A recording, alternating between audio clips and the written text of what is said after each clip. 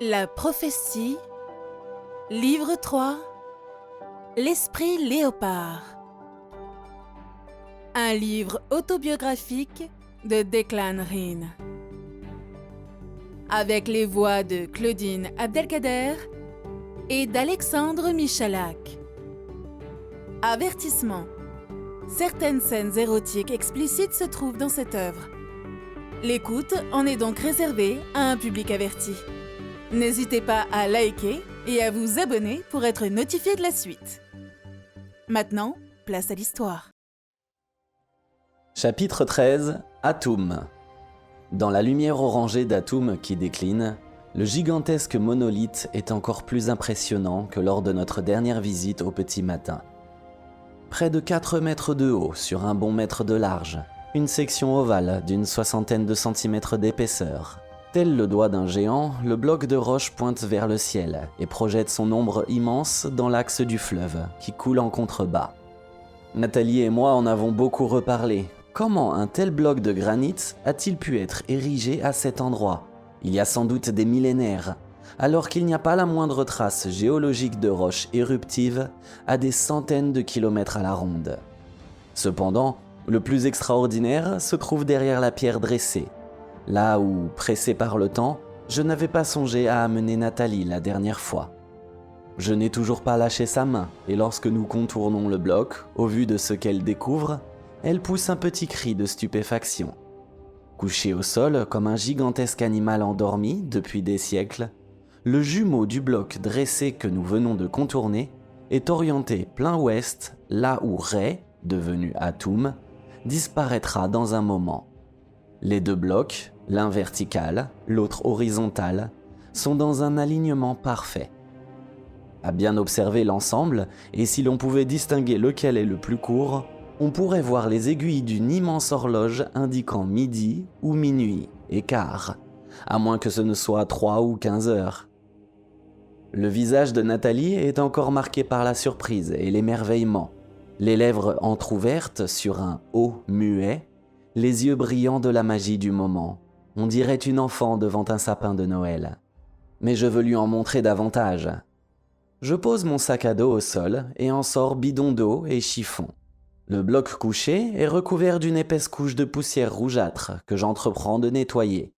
Je l'arrose copieusement et m'emploie à laver la pierre avec une poignée de chiffon aussitôt secondée par Nathalie qui s'agenouille à côté de moi.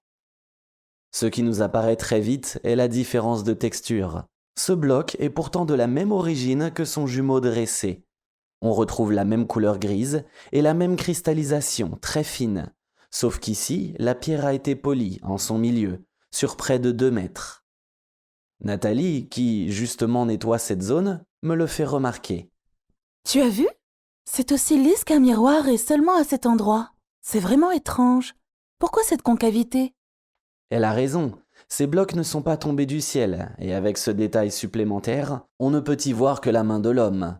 En son centre, le poli de la concavité est d'une finesse exceptionnelle, alors qu'au fur et à mesure que l'on se rapproche des bords, la rugosité augmente. Perplexe, je me gratte la barbe. On dirait qu'à l'origine, les deux monolithes étaient identiques, et qu'au fil des siècles, un usage sacrificiel a provoqué ce polissage incurvé au milieu du bloc horizontal. Un léger filet d'eau et un dernier coup de chiffon, Nathalie achève de nettoyer la pierre. Pour obtenir un poli pareil, je dirais même des milliers d'années. Peut-être est-ce tout simplement des lavages répétés comme celui que nous venons de faire? J'ai déjà vu ce phénomène. Je la regarde, intrigué. Ah bon? Où ça? En Irlande, des tables de pierre qui servaient d'autel aux anciens druides. Régulièrement nettoyées, elles ont fini par se creuser, comme celle-ci. Elle rit. Certains disent même que les elfes venaient y faire l'amour et que c'est très certainement le frottement de leur corps qui a creusé la pierre. Mais je n'ai pas besoin d'en dire plus. Je lis dans les yeux de Nathalie que nous pensons exactement la même chose au même moment. Se pourrait-il que depuis la nuit des temps, cette pierre pourtant si dure ait été usée et polie par les étreintes de milliers d'amants? Je tends la main pour débarrasser Nathalie de son chiffon et nos doigts se frôlent. Y aurait-il eu une étincelle que je n'en aurais pas été étonné, tant la décharge électrique qui me parcourt le corps est intense. Malgré la chaleur encore présente, Nathalie frissonne. Sa peau se hérisse. Elle vient d'éprouver la même chose que moi. Le petit sachet de poudre orange se rappelle à notre bon souvenir. Ses grands yeux bleus rivés aux miens, Nathalie se lève. D'un geste d'une lenteur infinie, elle fait glisser les fines bretelles de sa robe sur ses épaules et, la fraction de seconde d'après, elle est nue. À ses pieds, le tissu blanc fait comme une corolle. Elle est nue dans le soleil couchant, si belle que j'en reste figé, sans voix. Une vague d'émotions me submerge, en même temps que le désir me noue le ventre. Sous les derniers feux du soleil, le blond cendré de sa chevelure et le duvet d'or de son pubis s'allument de reflets cuivrés. Sa peau irradie une lumière dorée, on la dirait faite de feu et de flammes. La tête inclinée sur l'épaule, elle me tend les mains. Son regard et son sourire sont déjà des caresses. Tu as l'intention de me laisser longtemps comme ça? Je me sens un peu seule. Je ne sais pas comment je fais pour me déshabiller si vite, sans m'étaler de tout mon long, lorsque je me prends les pieds dans mon pantalon. Je me sens tout à coup un peu ridicule, mais cette impression est vite effacée lorsque je croise le regard étonné de Nathalie. Mon Dieu, je ne t'ai jamais vue dans un tel état. Cette poudre est diabolique? Ce n'est pas douloureux? Je n'ai pas le temps de lui répondre. Elle se plaque contre moi et avant de prendre ma bouche, me murmure à l'oreille. D'une certaine manière, je ne dois pas avoir grand-chose à t'envier. C'est clairement une invitation à laquelle je ne saurais me dérober, et tandis que je mange passionnément ses lèvres, mes doigts confirment sa sensation. Nat est en phase éruptive. Elle a gardé mon autre main dans la sienne, la porte à ses lèvres, puis, doucement, avec d'infinies précautions, la pose sur ses seins. Ses tétons n'ont jamais été aussi gros. Le sein tout entier est dur et gonflé, et je ne sais laquelle de mes mains la fait gémir. Viens. Elle se dégage doucement de mon étreinte et m'entraîne vers l'autel de pierre. Son sourire et son regard sont si lumineux que je me sens fondre. Avec des gestes d'une douceur exquise, elle me fait allonger sur la pierre lisse et chaude, et sans préliminaire, sans me quitter des yeux, elle me chevauche. Ses doigts me prennent et me guident en elle. Jesus Lord, it's so hot. Puis sans transition, en gaélique, Tiana, beni angra, beni iontas au golankti, august arnanamaha, leish angrian. la sensation est si forte qu'elle passe de l'anglais au gaélique sans même s'en rendre compte. Je la prends par les épaules et la fais se pencher sur moi. Tu es brûlante comme l'enfer. Le masque du désir est sur son visage. Sans aucune pudeur, elle s'ouvre au soleil, s'offrant aux rayons de l'astre qui achève sa descente vers l'horizon. Elle me donne un baiser si doux qu'il ne laisse en rien présager la fureur qui va se déchaîner. Prenant appui des deux mains sur mes épaules, elle entame sa chevauchée. La bouche grande ouverte, comme si elle allait manquer d'air, elle reste de longues secondes en apnée. Puis, sans qu'un gémissement l'ait annoncé, un hurlement rauque, presque un rugissement, sort de sa gorge. L'esprit du léopard est en elle. Hors mes mains qui alternent caresses sur ses seins et ses hanches, mon corps est strictement immobile, soumis à la houle puissante de son bassin. Le soleil est encore descendu sur l'horizon et ses derniers rayons viennent mordre nos sexes imbriqués. Cette chaude caresse achève de faire perdre à Nathalie le peu de raison qui lui restait. Elle devient comme folle, sa tête tourne de droite à gauche et elle se mord les lèvres à s'en faire saigner. Je n'ai jamais vu Nathalie faire l'amour de cette façon. On dirait qu'elle veut m'aspirer tout entier et que de mon côté, je cherche à l'ouvrir comme on fend une bûche. Puis elle s'allonge sur moi et seul son bassin continue d'onduler alors que ses seins s'écrasent sur ma poitrine et qu'elle me mord l'épaule. Une boule de feu dans mon ventre et dans mes reins. Elle a senti mes spasmes. Don't stop, please. Don't stop. Je ne sais si la magie de sa voix y est pour quelque chose, mais je ne rends pas les armes. Oh my God. Oh Jesus. Elle crie, elle gémit, relève son buste pour de nouveau l'écraser sur moi. Pas un instant, elle ne ralentit. Elle a déjà joui je ne sais combien de fois, quand de nouveau, le monde explose. Nous n'avons strictement rien vu du coucher de soleil, et je n'ai aucune idée de l'heure qu'il peut être. La seule chose que je sais est qu'il y a déjà bien longtemps qu'il fait nuit noire. C'est tout juste si je distingue la tache claire du corps de Nathalie, blottie contre moi. Elle mordille le lobe de mon oreille et me souffle.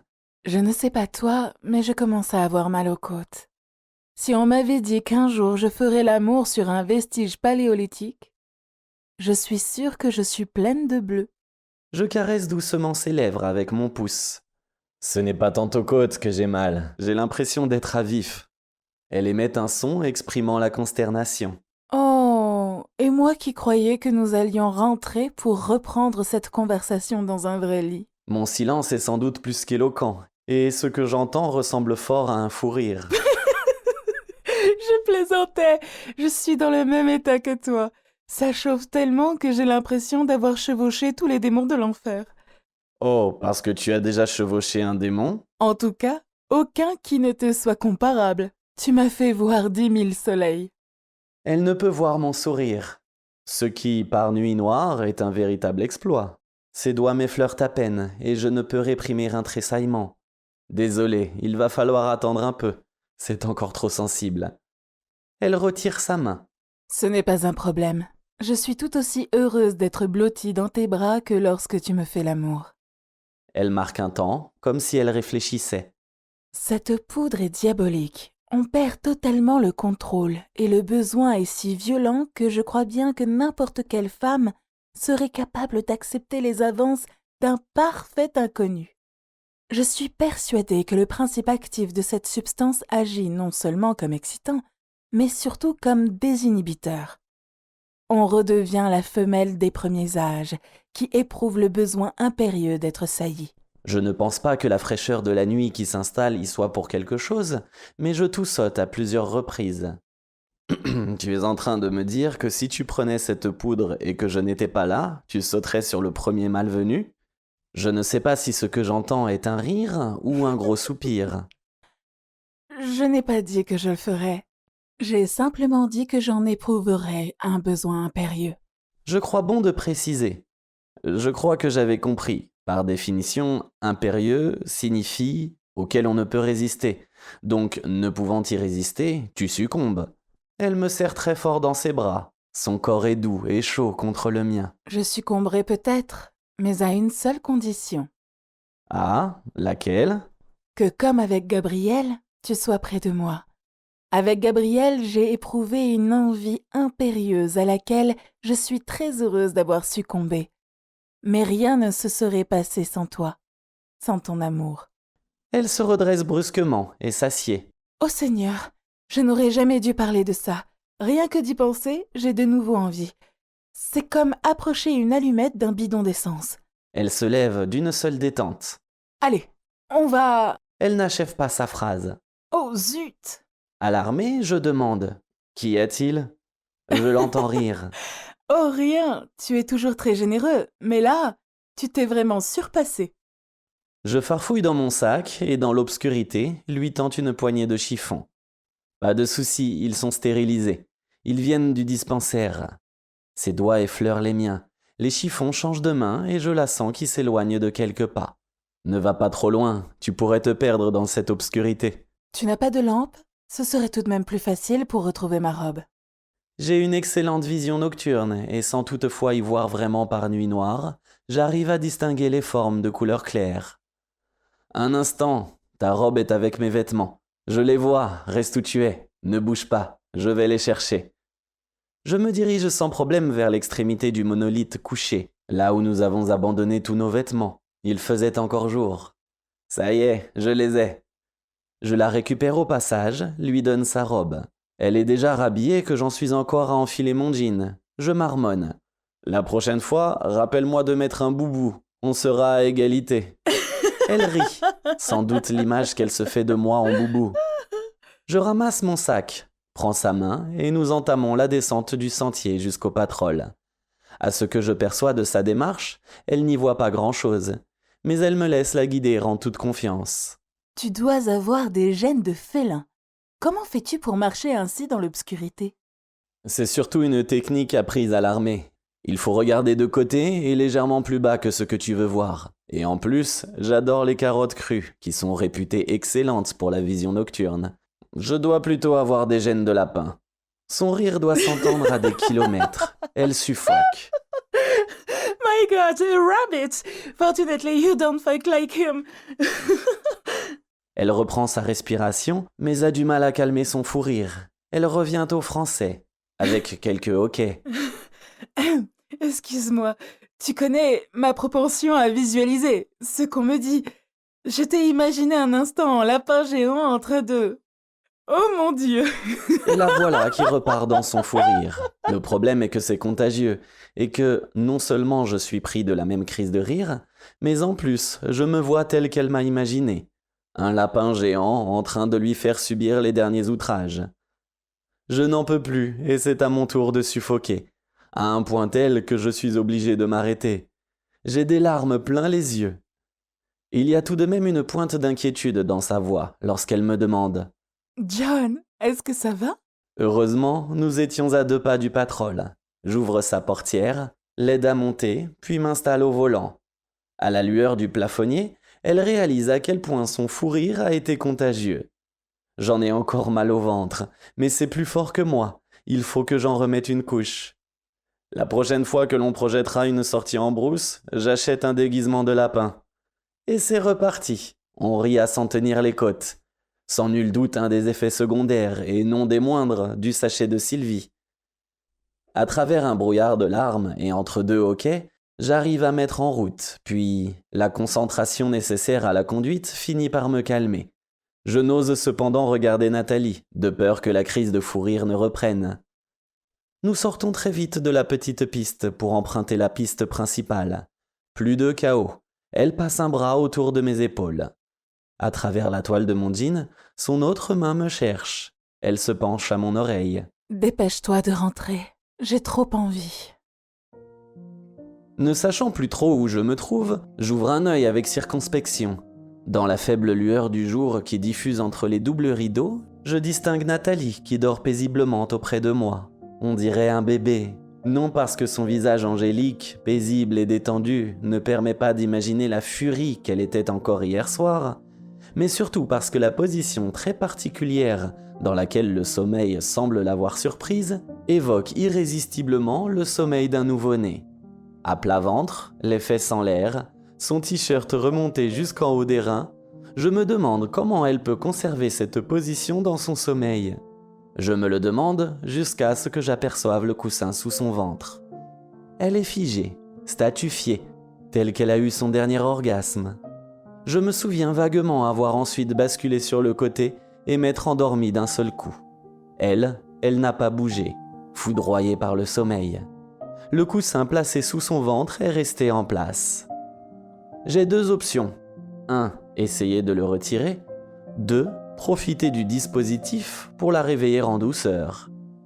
Mon état quasi inflammatoire est tel que je choisis la 3e option, celle de ne surtout pas la réveiller.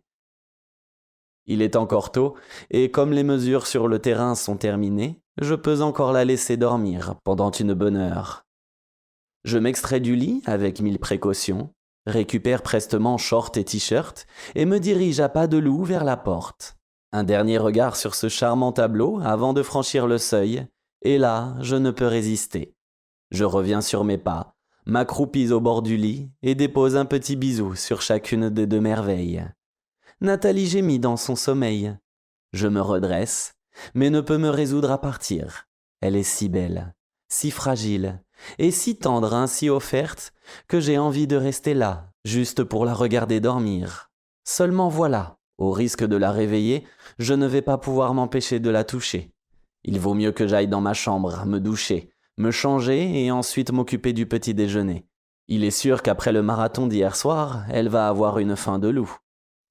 La table est dressée, une bonne odeur de café parfume l'air et je termine de cuire le dernier pancake. Un petit grincement de porte et Nathalie entre dans la cuisine. C'est comme si le soleil venait d'en franchir le seuil.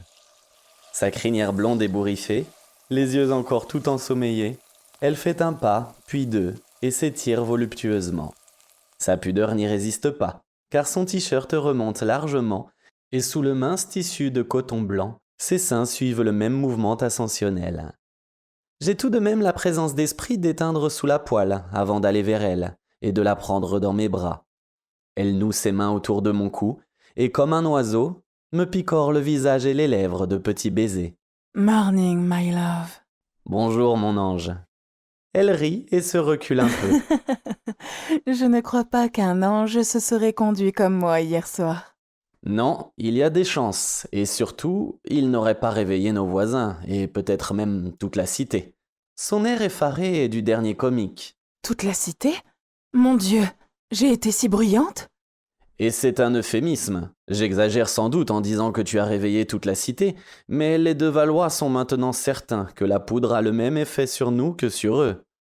Elle s'assied, déplie sa serviette, et avec l'air le plus naturel du monde, comme si elle commentait le bulletin météo, laisse tomber cette petite phrase.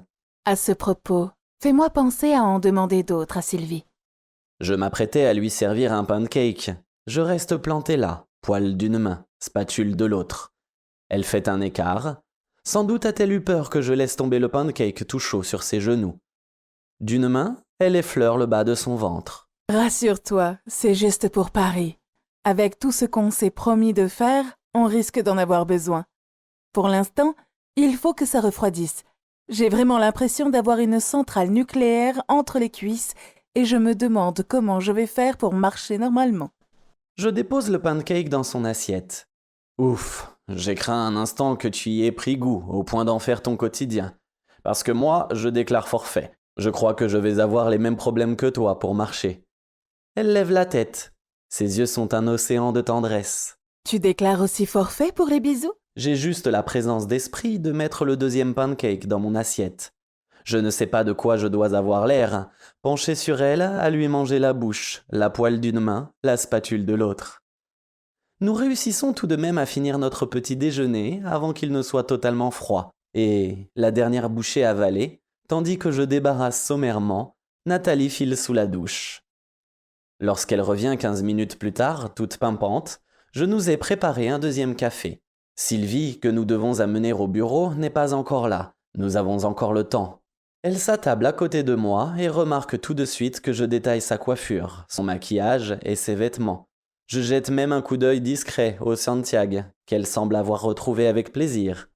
Quelque chose ne va pas dans ma tenue? C'est juste une journée bureau aujourd'hui. Non, tout va bien. Je viens seulement de remarquer que chaque jour qui passe, tu as davantage l'air d'une fille de la brousse. Et que moi je ressemble de plus en plus à un touriste. Sans doute le principe des vases communicants. Elle a manifestement envie de rire, seule la gorgée de café qu'elle est en train de boire la retient. Elle repose sa tasse, les yeux rieurs. Merci pour le look fille de la brousse. Quant au vase communicant, je trouve l'analogie parfaite. En matière d'échange de fluides, nous avons beaucoup communiqué ces dernières heures. Elle attend ma réaction, m'observe, la tête inclinée sur le côté, le regard plein de malice. Et puis, sans transition, comme un nuage sur la lande irlandaise, une ombre passe dans ses grands yeux bleus. Je me penche vers elle, inquiet. Quelque chose ne va pas? Elle pousse un gros soupir. Je viens de réaliser que c'était notre dernier week-end au Tchad. De ce que tu m'en as dit, le Cameroun est beaucoup moins drôle. Ça, je te l'accorde, et surtout les Camerounais, mais nous n'y restons que 2 jours. Une gorgée de café, Nathalie regarde sa montre. Nous avons encore 10 minutes avant que Sylvie n'arrive. Peux-tu me rafraîchir la mémoire sur notre agenda? Je rapproche un peu ma chaise et lui prends la main. C'est extraordinaire ce besoin permanent que j'ai de la toucher. Son seul contact a le pouvoir de m'apaiser, de me protéger de tout ce qui pourrait me faire du mal. Avec elle, dans la bulle d'amour où je me blottis, je me sens invulnérable. Avec elle, rien ne peut m'atteindre. Bien, dans l'ordre, ce soir, c'est la soirée corvée. Dîner officiel avec François, chez le directeur d'exploitation. Une soirée qui promet d'être mortelle. Je ne sais si c'est l'expression que j'emploie pour qualifier la soirée ou la tête que je fais qui amuse Nathalie. Elle caresse ma main, comme pour me rassurer. Ne sois pas inquiet pour moi. Je crois que j'ai connu pire à Paris. Un dîner chez l'ambassadeur avec un de ses amis du Congrès qui, de plus, avait entrepris de me draguer. Après un tel cauchemar, je crois que je pourrais survivre à ce dîner. J'espère seulement que la suite sera plus drôle. Je lui fais un petit clin d'œil. Je confirme, samedi et dimanche midi, buffet piscine. Pour les dîners, samedi soir chez les Astier, avec toute l'équipe des Sugar Rock. François est aussi invité, et ensuite, dimanche chez les Devalois. Rien que nous 4. À cette dernière annonce, le visage de Nathalie s'illumine. Je sais que, dès le début, elle a eu un gros coup de cœur pour ce couple si attachant, et tout spécialement pour Sylvie, avec laquelle elle a partagé tant d'émotions et tant d'équations. Justement, un léger toc-toc contre la baie vitrée de la terrasse. C'est Sylvie. Nathalie se lève et va ouvrir. Le sourire qu'échangent les deux femmes en dit long sur la relation particulière qu'elles ont développée en 2 semaines. Parce qu'après le sourire, ce sont des bisous qui finissent en un gros câlin. Sylvie vient vers moi, m'embrasse. Elle rayonne. En un flash, je revois notre première rencontre, il y a moins de 2 semaines. La Sylvie gaie comme un pinson, qui me claque 2 gros bisous sonores sur les joues, n'a plus rien à voir avec la triste jeune femme en blouse blanche qui nous accueillait dans son labo. Les yeux plissés, avec une moue coquine, elle me dévisage ostensiblement. « Tu as l'air épuisé, Jean. Tu travailles trop. Il faudrait penser à te ménager. » Le sérieux du ton et du propos est démenti par l'ironie et la malice qui pétillent dans ses yeux. Nat et elle se sont bien trouvés. 2 vraies sœurs jumelles. M'abandonnant à mon triste sort d'homme surmené, elle volte sur ses ballerines, prend Nat par la main et l'entraîne sur la terrasse, vers le Patrol. Tant pour moi que pour Nathalie, la journée est très studieuse, et le soir, alors que nous nous préparons dans la salle de bain, elle ne cache pas sa satisfaction. « Je suis tellement contente. Je n'y croyais plus. Non seulement tous les relevés ont été faits, mais en plus les calculs ont tous été vérifiés. Donc, validés. Et tout ça, on le doit à Sylvie. Sans elle, on n'y serait jamais arrivé. Non seulement c'est une fille adorable, mais en plus, elle est brillante. Vraiment extraordinairement douée. Si nous avons été si vite, c'est parce qu'elle a assimilé en 2 jours les bases du géomagnétisme et qu'elle a donc pu nous proposer les bonnes mises en équation. Elle rajoute en brossant sa crinière d'or. Elle m'a parlé de son futur job à Sophia Antipolis. C'est vraiment du gaspillage. Elle est largement au-dessus de ça, et de plus, elle parle parfaitement anglais. La NASA lui ferait un pont d'or. Un bisou très doux et elle entreprend de passer sa robe.